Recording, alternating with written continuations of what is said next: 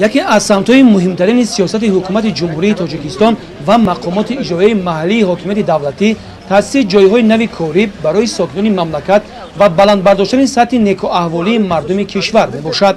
این موضوع در پیام نوبتی اساسگزار صلح و وحدت ملی پیشوای ملت محترم امامعلی رحمان تحلیل عمیق یافت و در نوبت خود به وزارت‌های مهنت، مهاجرت و شغل اهالی، معارف و علم و مقامات اجرایی محلی حاکمیت دولتی دستور داده شد که جهت زیاد نمودن کورس‌های آموزشی برای کلانسالان، جلب بیشتر اهالی به کسب به خصوص بانوان و جوانان با آموزش کسب‌های گوناگون چاره‌های مشخص اندیشند.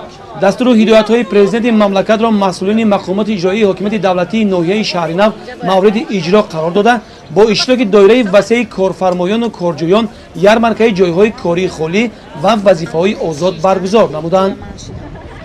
در این یارمارکه زیاده از 10 کارخانه و تشکیلات‌های ناحیه اشتراک نموده 219 واکنسی جای کاری خود پیشنهاد نمودند.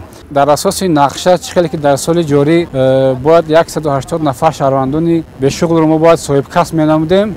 عین حال این نقشه ما سربلندانه اجرا نمودیم که 180 نفر به کورس‌های کوتاه مدت جلب نموده. عین حال آنها به کارهای خانگی مشغول هستند و در کارخانه و تشکیلات‌ها موجه کار تامین می‌باشند. در سال جاری از طرف شعبه 699 نفر شهروندان به شغل با جای کار تامین شدند. مورد ذکر است که چاره‌بینی مذکور به خاطر تامین جوانان و مهاجران مهنتی به وطن بازگشته تشکیل گردیده بود. مرکزهای کسب آموزی کلانسالان که آموزش هنرهای ملی از قبیل ادرس بافی، لباس دوزی، قالین بافی، لباسهای خارجی و تکنولوژی معاصر را براه ماندن در یارمارکه اشتراک نمودند. با دستگیری اگنتی شغل اهالی ناحیه با کورس کوتاه مدتی کامپیوتری جواب کرده شده. ما جوان دختران خانه‌نشین یاددار از آن هستیم که برای ما جوان دختران چنین شرایط‌ها مهیا کردند.